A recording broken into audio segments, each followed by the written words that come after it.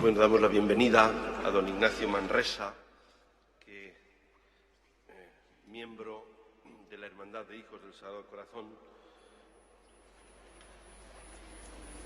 es profesor tanto en el Instituto de Ciencias Religiosas como en el Instituto Superior de Estudios Teológicos San Ildefonso de nuestra diócesis de Toledo. Ejerció durante diversos años su ministerio entre nosotros y hoy contamos con su presencia, él que es especialista en teología bíblica y que también es profundo conocedor y estudioso de toda la teología del corazón de Jesús. Le agradecemos muchísimo el que haya hecho un esfuerzo en su apretada agenda para estar con nosotros y dirigirnos unas palabras que seguro que nos ayudarán a beber de esta espiritualidad y de esta devoción tan central para la experiencia cristiana.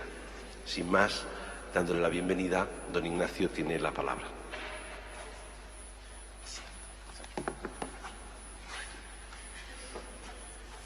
Bueno, muchas gracias a don Felipe. Esto me impresiona pues hablar aquí en el Prado, en la Virgen, en esta basílica, y también me consuela porque ella es la que nos ve, y para entender el misterio del corazón de Jesús solo se puede hacer bajo la mirada de la Virgen, porque si no, no lo entendemos y lo entendemos mal. Y por eso pues me da alegría pues que podamos hacerlo aquí, en la presencia de la Virgen María. No sé qué saldrá. Yo he preparado alguna cosa, pero ya veremos. Depende de cómo os vea las caras, pues iré cambiando y diré, hay que callarse, y acabaremos, no hay problema. Me han pedido que hable de los fundamentos bíblicos de la devoción al Sagrado Corazón. Primero una cosa muy breve, ¿no? La Biblia, la Sagrada Escritura, por una parte es fuente de la revelación y por otra es palabra viva. La devoción al Sagrado Corazón nació en la Iglesia un poquito esbozándose en la Edad Media entre los místicos y especialmente durante la modernidad, el siglo XVII, con las apariciones especialmente del corazón de Jesús, del Señor, a Santa Margarita. Y ahí nace en la Iglesia. Antes estaba como tal, no. Es como San José, la devoción a San José. Estaba antes, en los principios de la vida cristiana, de la Iglesia, no, pero el Espíritu Santo conduce a la Iglesia y la lleva para que vaya penetrando en el misterio de nuestra fe. Pero siempre tenemos que volver, porque no es que se invente algo nuevo, sino que el Señor lo revela a Santa Margarita, el magisterio lo acoge, pero lo acoge como algo que nos enseña a entender mejor lo que fue dado a los apóstoles de una vez para siempre y que se nos transmite en la Escritura. Y por eso nosotros volvemos a la palabra de Dios para esta luz comprender que realmente está ahí y entenderla mejor. Pero además es palabra viva. Este mensaje, si no lo alimentáramos desde la palabra viva del Señor, que es la que nos habla, quedaría al final sin alma, sin vida. Por eso necesitamos volver al Evangelio, a la Escritura, para desde ahí vivificar esta devoción que el Señor ha entregado a la Iglesia. Y ese es el sentido pues de este título que yo quería tratar, pues devoción, fundamentos bíblicos de la devoción al Sagrado Corazón, ¿no? Fijaos que si yo quisiera resumir mucho así, qué es la devoción al Sagrado Corazón, pues cogería aquellas palabras que Jesús dirigió a Santa Margarita: he ahí este corazón que tanto ha amado a los hombres.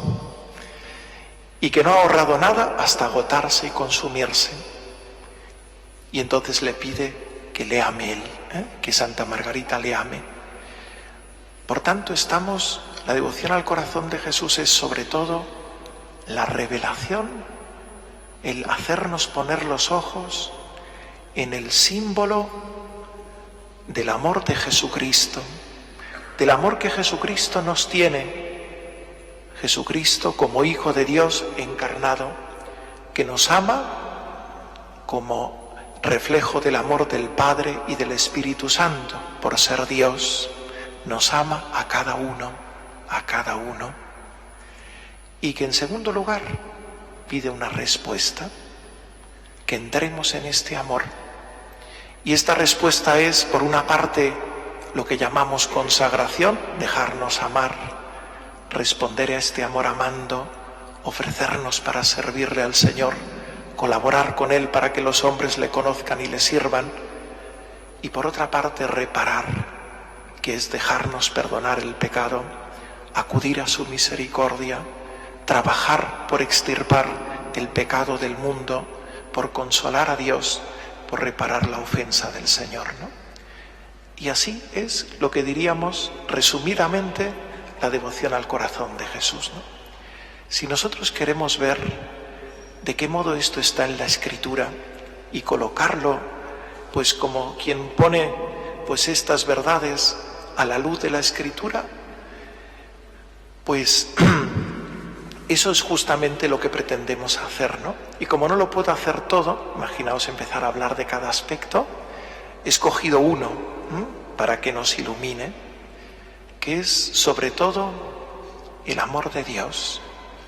Cómo en el corazón de Cristo descubrimos el amor que Dios nos tiene. Fijaos que en el corazón de Jesús hay otro amor muy importante, que es el amor al Padre. Pero no lo puedo tratar todo, ¿no? El amor que el Señor nos tiene, que es el que necesitamos realmente conocer. Y esta es la fuente de la devoción al corazón de Jesús. La respuesta natural es lo que brota de aquí, de conocer este amor, de creer realmente en él, ¿no? Mirad, buscar en la Escritura la devoción al corazón de Jesús no consiste meramente en encontrar cuántas veces aparece la palabra corazón. Eso está bien. Ni siquiera en ver qué significa la palabra corazón en hebreo, leb se dice en hebreo, y qué connotaciones tiene. Está bien. O en griego, ¿no? Cardía, ¿no? Tampoco. Consiste sobre todo en que las realidades de la revelación del misterio del corazón de Cristo, de qué modo se encuentran en las realidades que refleja la Escritura. Y eso es realmente lo que tenemos que hacer, descubrir cómo la Escritura nos habla del amor de Dios en el corazón de Cristo, del amor de Dios en cada uno de nosotros, ¿no? Os invito a hacer un recorrido un poco largo, no sé si dará tiempo, yo lo resumiré lo que pueda, que nos lleve del Génesis al Apocalipsis, en el que leamos la Escritura para leer el amor de Dios, el amor de Cristo.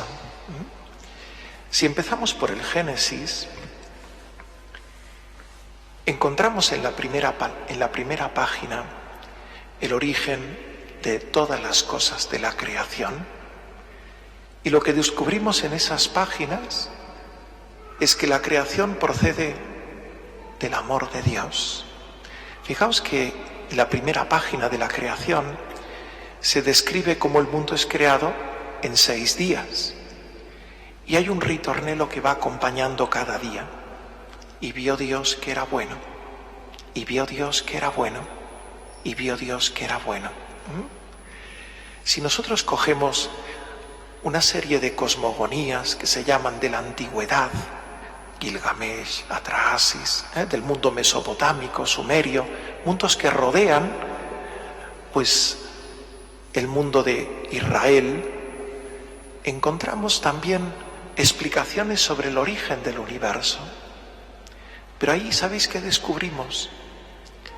Descubrimos que los dioses crean las cosas y concretamente los hombres a su servicio. Necesitaban gente que les trabajara, porque los dioses inferiores se habían enfadado con los dioses superiores. Entonces crearon el proletariado, que eran los hombres. Pero la Escritura no es así. Dios crea para bien del hombre, y vio Dios que era muy bueno, para que él pueda gozar, para que él pueda vivir. Esta es la primera página que no nos damos cuenta, pero es grandiosa, que todo procede del amor de Dios, que la creación es fruto no de una necesidad de Dios que necesita gente que le sirva, sino del deseo de Dios de entregar vida. Y este amor particularmente es por el hombre. Toda la creación se ordena al hombre, que está en el sexto día y es creado a imagen y semejanza de Dios.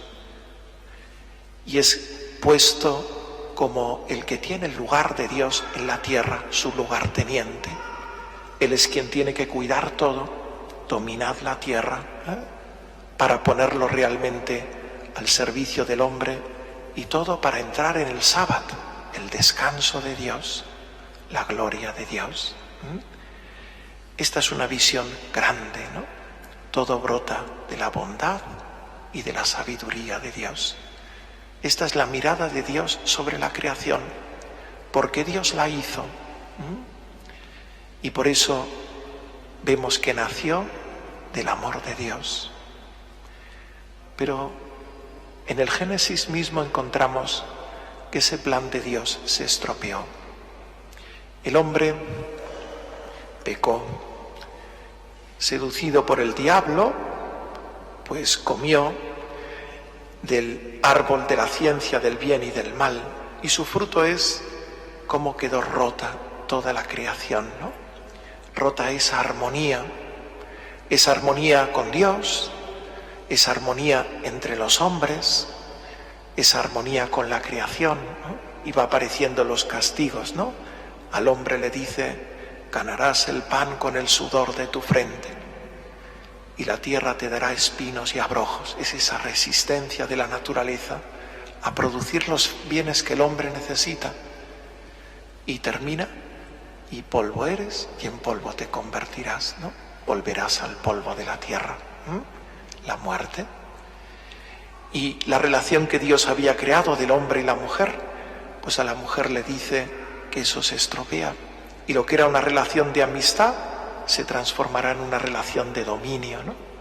Tu deseo te llevarás hasta tu marido y él te dominará. Y así se introduce en toda la creación un desorden que no responde al plan de Dios. Especialmente es llamativo dos cosas. El hombre lleva en el corazón, porque el diablo se le ha metido, la sospecha de que Dios no quiere su bien.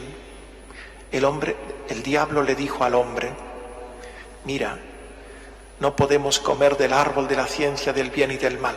Dice: bien sabe Dios que si coméis se os abrirán los ojos y seréis como dioses.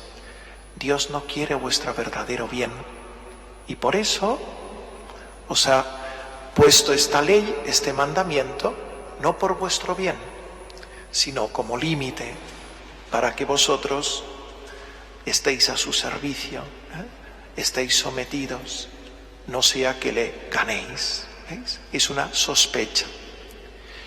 Y la segunda cosa, cuando Dios aparece en el paraíso después del pecado, el hombre se esconde, tiene miedo, ve a Dios ya como una amenaza. Ya no es el Dios amigo, sino que le siente como alguien a quien tiene que temer puramente, porque lo siente que él está desnudo, se siente frágil, y ve a Dios como amenazante con él. Y así se ha roto la armonía con Dios. Dios ya no es alguien en que el hombre naturalmente le sale confiar, sino es como un rival. Es más, es una amenaza. Y esto sigue en el corazón del hombre, herido por el pecado todavía hoy. Pero Dios, en el Génesis todavía encontramos una promesa, la promesa de una salvación. Y cuando el diablo está como triunfante, la serpiente, Dios le anuncia: pondré enemistad entre ti y la mujer, entre tu estirpe y la suya. Él te pisará en la cabeza, mientras tú le aceches el calcañar. ¿Ves? El demonio se siente triunfante, ha vencido. Parece ya que ha conseguido hacer que el hombre se haya rebelado contra Dios. Y en ese momento Dios le anuncia algo que es una amenaza para el diablo. ¿Te crees que vas a vencer? No, te van a vencer. Hay una promesa de salvación, una promesa en que el linaje humano vencerá a la serpiente para volver realmente, pues, a no rebelarse contra Dios, ¿no? Volver a su amistad. Sin embargo, hay algo llamativo justo cuando Dios expulsa a nuestros primeros padres del paraíso. Porque fijaos lo que dice. Dice: el Señor hizo unas túnicas de piel para el hombre y su mujer y los vistió. Y el Señor Dios dijo: he aquí que el hombre ha llegado a ser como uno de nosotros en el conocimiento del bien y del mal. Que ahora no extienda la mano y tome también del árbol de la vida, coma y viva para siempre. Así pues, el Señor Dios lo expulsó del jardín del Edén, para que trabajase la tierra de la que había sido tomado. Cuando lo hubo expulsado, puso al oriente del jardín del Edén querubines blandiendo espadas flameantes para guardar el camino del árbol de la vida. ¿Veis? Expulsa del jardín del Edén para que el hombre no coma del árbol de la vida. El árbol de la vida era el árbol que concedía la inmortalidad. No fuera que habiendo comido del árbol de la ciencia del bien y del mal, nos escupa en la cara. Es una frase curiosa, ¿no? Parece que Dios, cuidadito, que como coma se nos sube a las barbas, ¿eh? Pero esto tiene un sentido muy profundo. Lo que quiere decir es: ¿qué pasaría con nosotros si encima de enfrentarnos a Dios todo nos fuera muy bien, no sufriéramos? Las penas del pecado se transforman en ocasión de humildad para el hombre. En su amor Dios lo ha dejado para que el hombre no se enorgullezca y pueda volver a Él. Porque si el hombre todo le fuera tan bien, se olvidaría completamente de Dios. Creería que se bastaba a sí mismo y se engañaría definitivamente. Que haya muerte, que haya dolor, que haya enfermedad, que a veces sintamos la dificultad de amar. Todo esto nos humilla y nos invita a volver a Dios, a volver a Dios. Y por eso, en el amor de Dios, Dios conduce incluso las penas del pecado para impedir que el hombre totalmente se aparte de Él, no le abandone completamente, ¿no? Por eso hemos visto cómo Dios, como toda la creación, brotó del amor de Dios. Dios desea el bien del hombre y cómo esta creación fue alterada por el pecado y se rompió esa armonía y el hombre empezó a concebir a Dios desde la sospecha y el temor. Y Dios ha permitido, también fruto de su amor, estas penas del pecado para que el hombre no se aparte definitivamente de Él. Dios entonces empieza a realizar esta historia de salvación, Y si recorremos rápidamente el Antiguo Testamento, vemos cómo va buscando esa alianza. Primero con Abraham, después con Moisés. Con Abraham es una alianza como personal con él, prometiéndole una tierra, un pueblo.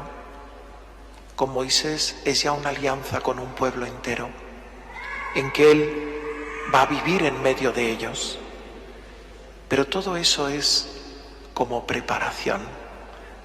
A lo largo de esa historia va preparando y anunciando otra alianza, la alianza definitiva que Dios sellará con los hombres. Va preparando el profeta Jeremías una alianza nueva. Una alianza que ya no consiste solamente en poseer bienes terrenos, sino en que el conocimiento y el amor de Dios será metido en nuestros corazones. De algún modo, todo esto no es otra cosa que una alianza que nos promete el paraíso, volver a la armonía original, aquello que perdimos con nuestros primeros padres. Y esta alianza Dios va prometiendo con los profetas que la realizará a través de un mediador que es lo que llamamos el Mesías, que será rey, que a veces aparece como sacerdote, a veces como profeta, y así va siendo anunciado, y así va preparando a un pueblo a través del cual Dios quiere introducir esta salvación en la humanidad, ¿no? Esta vuelta al paraíso, esta armonía renovada. Y todo esto solo brota de un sitio, ¿no? Del amor de Dios. El amor de Dios por nosotros no tiene otra fuente. No es que lo merezcamos, no es que tengamos derecho, es que Dios deseó crear el universo en su bondad, por amor. Y ahora, después del pecado, desea salvar a los hombres, ¿no? Y así inicia este camino de salvación con la humanidad. Y llegamos al Nuevo Testamento, ¿eh? Vamos rápido, ¿no? Bien. Llegamos al Nuevo Testamento, ¿no? ¿Y cuál es la gran novedad del Nuevo Testamento? Muy sencillo. El Emmanuel. Emmanuel significa, es en hebreo, Immanuel, Dios con nosotros.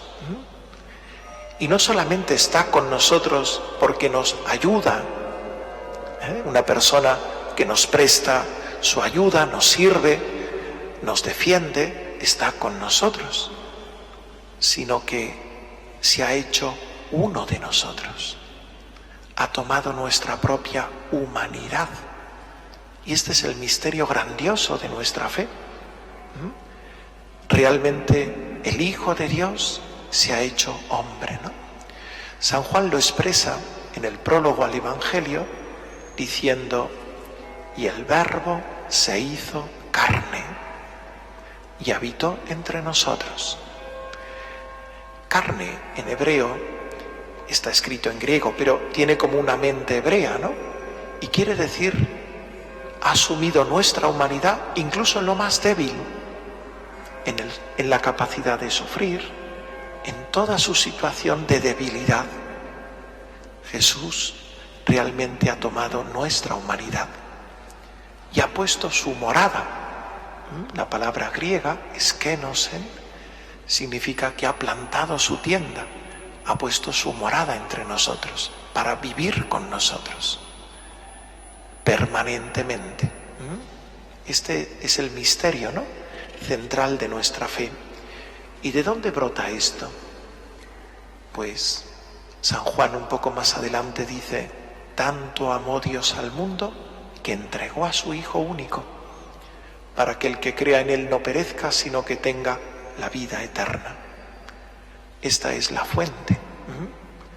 ¿Por qué se ha hecho hombre el Hijo de Dios? Sí, para salvarnos. ¿Pero por qué? Porque nos ama. Porque Dios nos ama. Si ahora nosotros queremos entrar un poco más en este amor de Dios, este amor de Dios encarnado, que ahora se va a reflejar en el amor que nos tiene a través de un corazón humano, de una sensibilidad humana, de unas acciones que brotan y que podemos ver y tocar. Si nosotros nos acercamos ahora para contemplar esto, pues quiero invitaros a ir a algunas escenas del Evangelio que nos irán iluminando, ¿no? Primero, capítulo 11 de San Juan. Es la escena de la curación, de la resurrección de Lázaro. Hay una cosa llamativa en esta escena, que las hermanas de Lázaro, cuando Jesús está todavía lejos, le envían un emisario y le anuncian así, le dicen: al que tú amas está enfermo. Es muy gracioso el mensaje. Al que tú quieres, a tu amigo, está enfermo. Es una invitación a que vaya, a que les cure, ¿no? ¿Y Jesús qué hace? Se queda y no va. Es duro, le deja morir. Cuando los apóstoles, pues al final, al cabo de 3 días, Jesús va a subir y le dice a los apóstoles que duerme, los apóstoles le dicen: si duerme, curará. Pero Jesús les aclara: no, está muerto. Pero esta enfermedad es para gloria de Dios. Y Jesús sube entonces.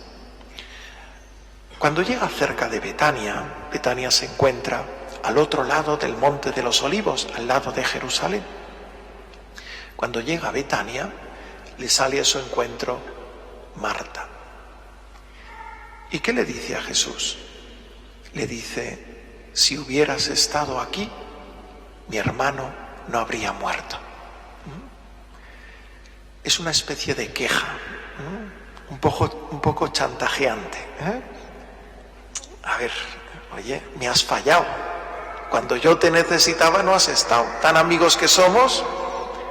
Fijaos bien, lo que hacemos con el Señor. En la cruz, hombre, si me quisieras de verdad, me harías esto. Jesús, fijaos, no ha ido. Le ha dejado morir. Y entonces Marta le concede una segunda oportunidad al Señor y le dice: pero aún ahora sé que lo que pidas a Dios, Dios te le concederá. Me has fallado, te dejo una segunda oportunidad. Tú verás. Igual que resucitaste la hija de Jairo, no va a ser menos Lázaro tu amigo. Y entonces Jesús le dice: tu hermano resucitará. Marta no deja. Sí, ya en el último día, eso ya lo sé. Pero a mí me interesa ahora. Que tú le resucites ahora. En virtud de la amistad con Jesús, Marta le exige que le resucite a su hermano. Y entonces Jesús se pone firme y le dice: yo soy la resurrección y la vida. El que cree en mí, aunque haya muerto, vivirá. Y el que muera, no morirá para siempre. Jesús le eleva. No es esta vida temporal, es la vida eterna. Eso es lo importante. Por eso esta muerte es para gloria de Dios, porque es para hablar de otra vida. Y yo te amo de verdad, porque te quiero conducir a esta vida eterna. Que tú sufras no es un error mío,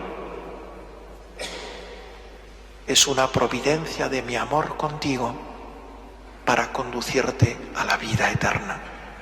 Y entonces le dice, como nos diría cada uno de nosotros: ¿crees esto? Y entonces Marta, ya movida por el Espíritu Santo, dice: creo, yo sé que tú eres el Mesías, el Hijo de Dios, el que tenía que venir al mundo. Pero la escena sigue y es muy bonito, ¿no? Porque aquí aprendemos que la cruz tiene un sentido más grande. Y que brota, incluso esta permisión brota del amor de Dios. Pero la escena sigue. Y entonces viene María. Marta se va a avisarla y María viene. ¿Y qué hace María? Le dice las mismas palabras que le había dicho Marta. Señor, si hubieras estado aquí, mi hermano no habría muerto. Da la impresión que era el comentario entre ellas. Mira, nos ha fallado. Si hubiera estado aquí. Y entonces, fijaos qué distinto. Jesús empieza a llorar. Y pregunta, ¿dónde lo habéis puesto? Llora. Qué bonito esto, ¿no? Si en la respuesta a Marta aprendemos que aún en la cruz hay un amor de Cristo, porque nos quiere llevar a un bien más grande, aquí aprendemos que Dios no es indiferente a nuestro dolor, no es que le dé igual. Él llora de ver el sufrimiento de aquellos a quien quiere, aunque conduce a las personas a un bien mayor. Y esto nos cura de esa sospecha de que Dios no quiere nuestro bien y que el dolor, la enfermedad, la dificultad, la cruz, parece que nos lo testifican. Y al mismo tiempo Dios no es indiferente. Sufre con nosotros que sufrimos. Esta es una escena muy bonita del Evangelio para que nos va haciendo entender mejor este amor del corazón de Cristo, que nos refleja el amor de Dios con nosotros. Ahora damos un paso más, ¿no? La sed de Jesús es como un poco más para definir este amor que Dios nos tiene y que se nos refleja en el corazón de Cristo. La sed de Jesús, de Jesús sobre todo, aparece en 3 escenas en el Evangelio de San Juan. La primera es en el capítulo 4, con la samaritana. Jesús le dice a aquella mujer samaritana, dame de beber.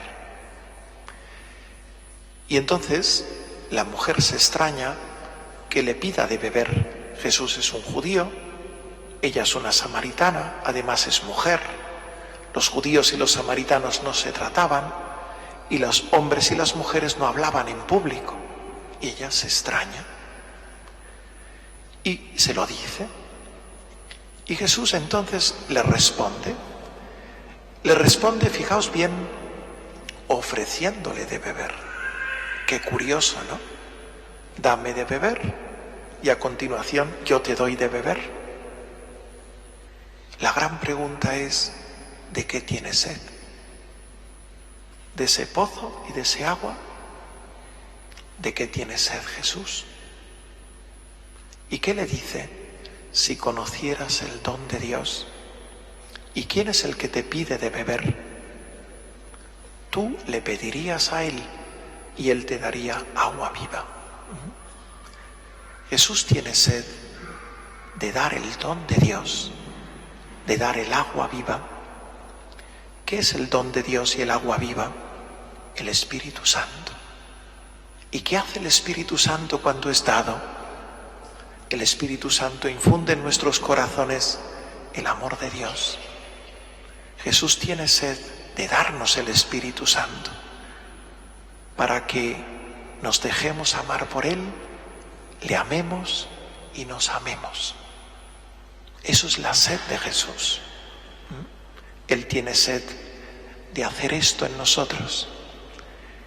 Y lo hace, en primer lugar, con aquella mujer samaritana, que no es ningún santo, ninguna santa. Más bien una mujer que es una verdadera pieza. Ha tenido 5 maridos y ahora vive con otro que ya no es su marido. Eso quiere decir que no la aguantaba nadie. La van echando. ¿Veis? Pero Jesús la ama. tiene sed de ella, sed de su amor, de entrar en esta amistad. Es un misterio grandioso, que Dios se convierta en mendigo, de podernos dar este amor para que le amemos y nos amemos, ¿no? Y lo que produce en aquella mujer es un cambio tremendo, ¿no? Aquella mujer que huía de la gente, que iba a buscar el agua cuando no se encontraría nadie, vuelve a la gente a anunciar gozosamente que ha encontrado al Mesías, al Salvador del mundo, ¿no?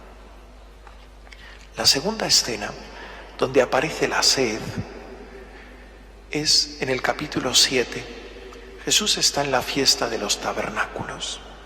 En esa fiesta, que se recordaba la estancia de los judíos en el desierto, se hacían todo de tiendas, en las viñas, había un rito en el que cada día, durante 7 días que duraba la fiesta, y luego había el 8º día, se iba a una fuente, la fuente de Gijón, y ahí se tomaba agua y se subía en procesión, llevándolo el sumo sacerdote en un vaso de oro, el agua que había tomado, y llegaban en procesión al templo.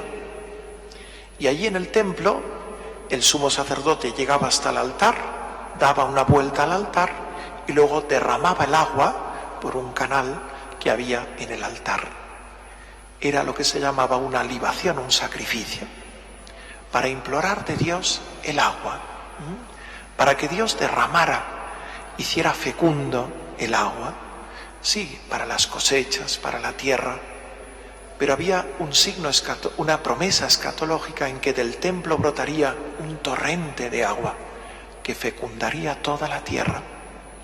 Y entonces, el día 7º, el sacerdote más solemne hacía toda la procesión y daba 7 vueltas al altar. En ese contexto, Jesús se pone en pie en el templo y grita: el que tenga sed, que venga a mí, y que beba el que cree en mí. Y entonces dice, como dice la Escritura, de sus entrañas brotarán torrentes de agua viva. Y comenta el evangelista, decía esto hablando del Espíritu Santo que habían de recibir los que creyeran en él, porque el Espíritu Santo no había sido entregado, porque Jesús no había sido glorificado.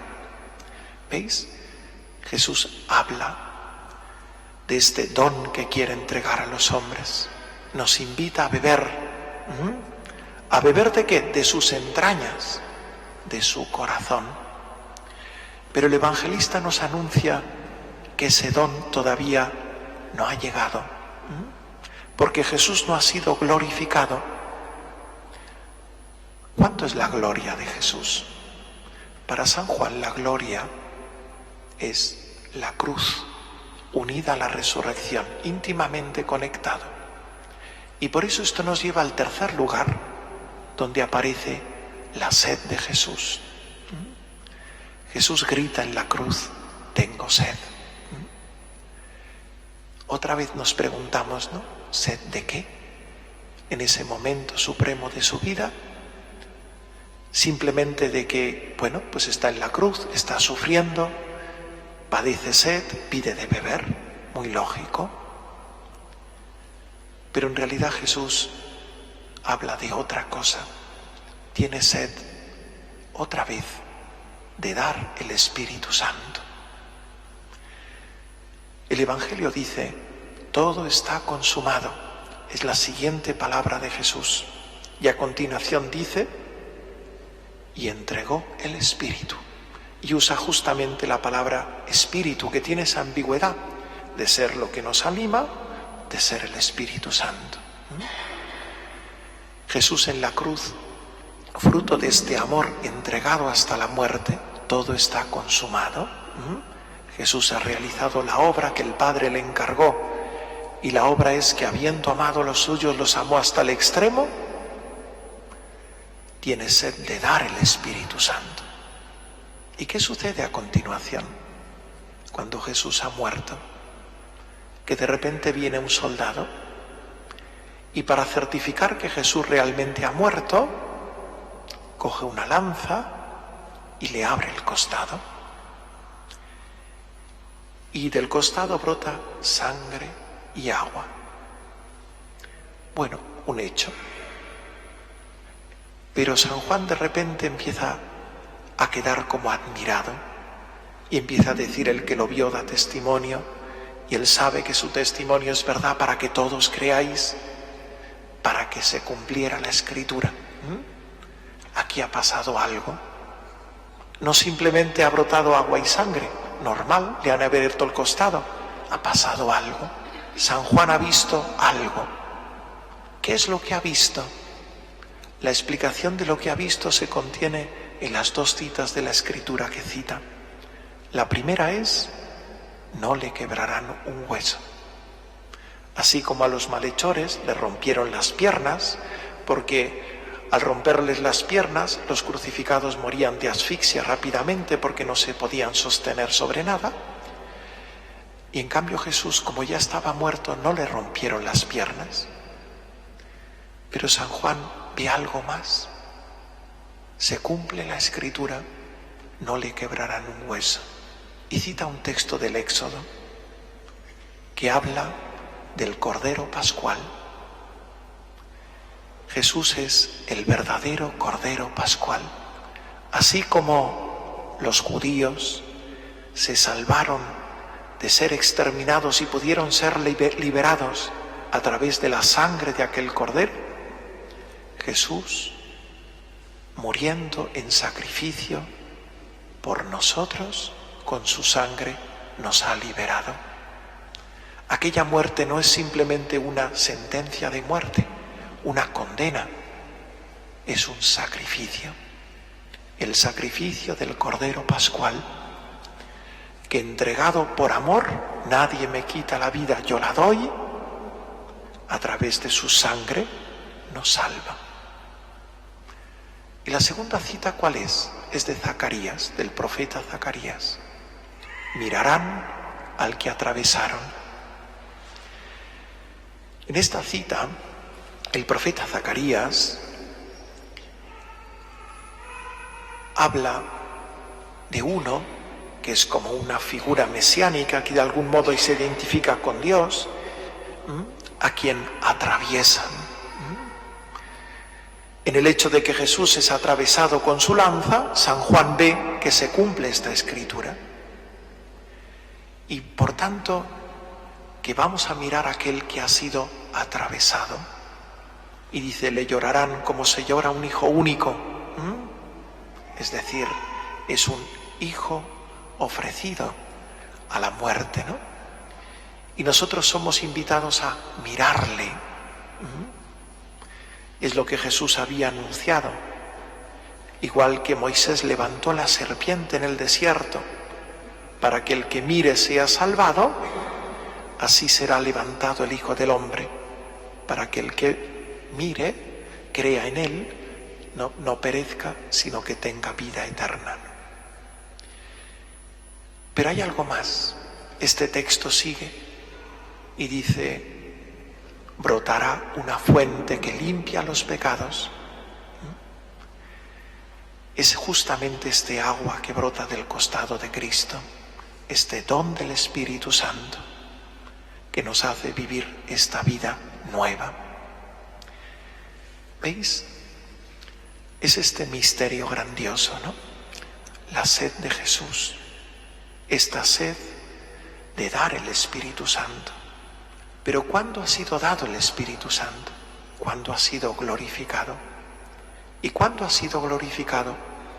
Cuando, asumiendo las penas del pecado, aquellas que Dios permitió para nuestra humildad, y transformándolas en sacrificio, por amor nuestro, se ha entregado hasta la muerte. Y aquí Jesús consuma su deseo de darnos el Espíritu Santo. Pero la obra no termina aquí, porque estas llagas abiertas se transforman en el signo de su triunfo, también. Cuando Jesús resucita en el capítulo 20, y así concluye, digamos, la manifestación del Señor en el Evangelio de San Juan, Jesús se aparece a Tomás y le muestra sus llagas. Son el signo de que es Él, pero Él vivo, resucitado. Es su amor vivo que ha vencido y que nos muestra sus llagas y nos abre, por tanto, como Él y con Él, este camino que brota de su amor, que tiene sentido desde el amor que Él nos tiene. Dejamos el Evangelio de San Juan, me quedan 5 minutos, y acabo, ¿vale? Dejamos el Evangelio de San Juan y nos vamos al Apocalipsis, y así habremos recorrido toda la Escritura rápidamente, ¿no?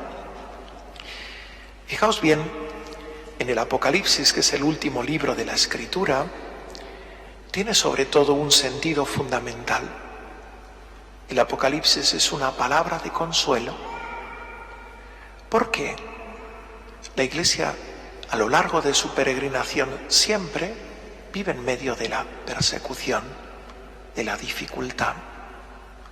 Y muchas veces piensa que Dios se le ha escapado de la historia, de sus manos, la historia, su propia historia, la historia de la humanidad.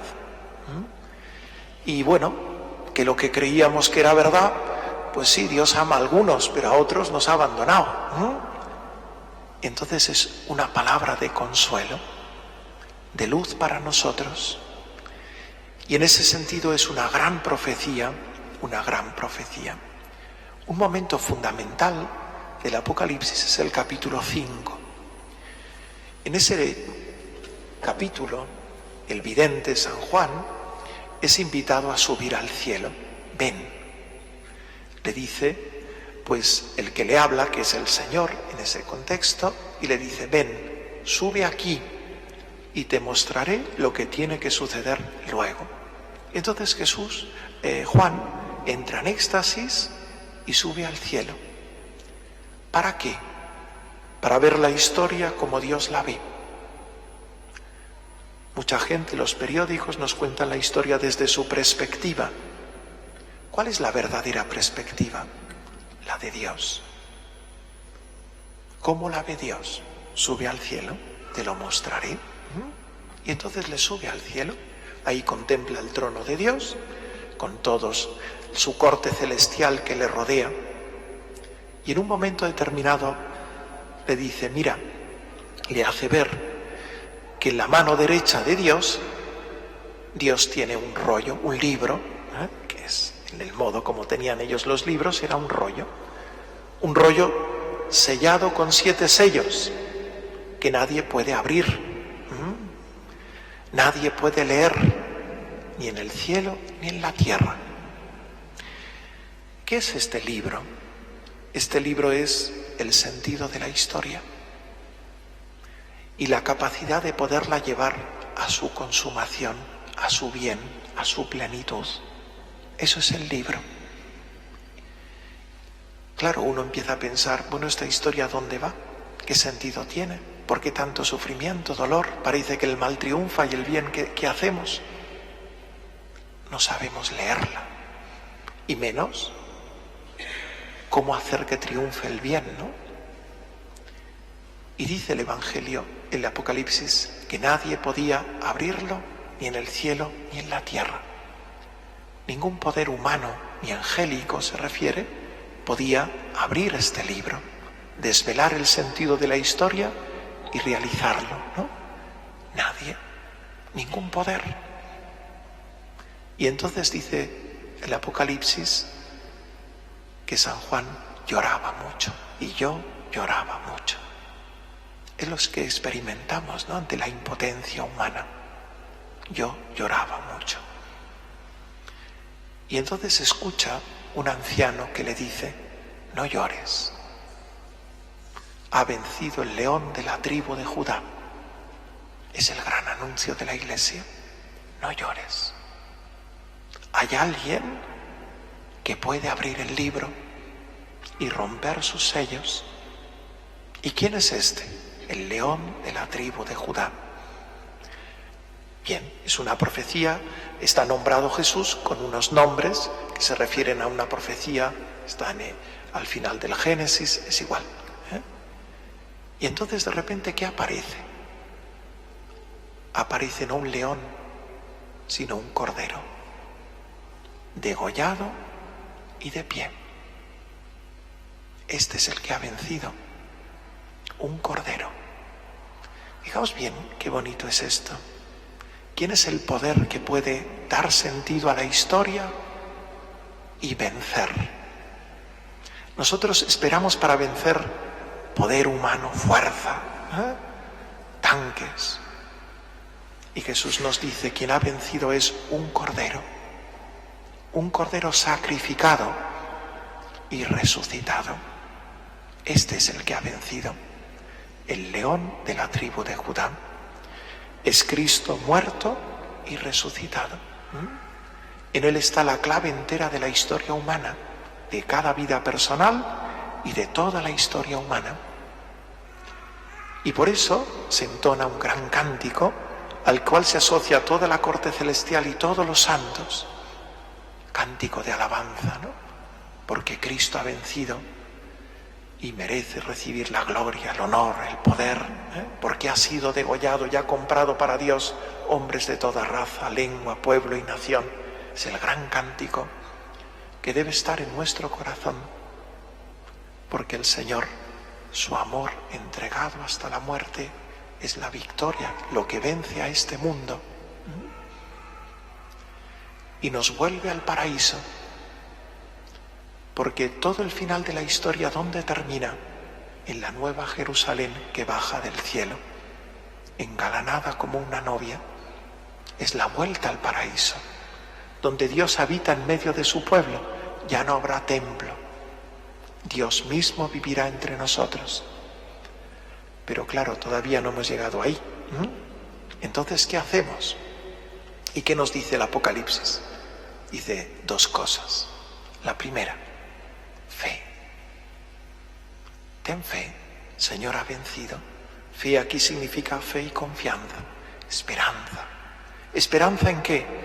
En el amor de Dios, este amor que es omnipotente. Creemos en este amor omnipotente que vence. Segundo, paciencia. Hay que padecer, aceptar la tribulación, compartirla con Cristo. En el Apocalipsis hay un momento muy gracioso que dice, el que vaya a las cadenas que vaya, el que vaya a la muerte que vaya, pero todos permanecer. De hecho, fijaos que la palabra mártir, martis en griego significa testigo. Y uno puede dar testimonio, pues eso, hablando.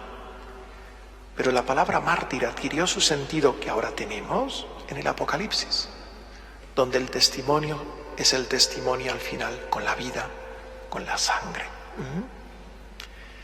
Bien, el Señor nos invita también a compartir su peregrinación, su padecimiento, cada uno en nuestra vida, pero con la certeza de la victoria, una victoria que nace de su amor, del amor de su corazón, porque este es el amor que ha vencido, el amor que se ha entregado por nosotros, que es el amor eterno de Dios hecho hombre en un corazón humano ofrecido por nosotros y que nos entrega nuevamente el paraíso, aquí en primicia, con el don del Espíritu Santo y luego definitivamente en la gloria del cielo, en la nueva Jerusalén con la que consumará la historia.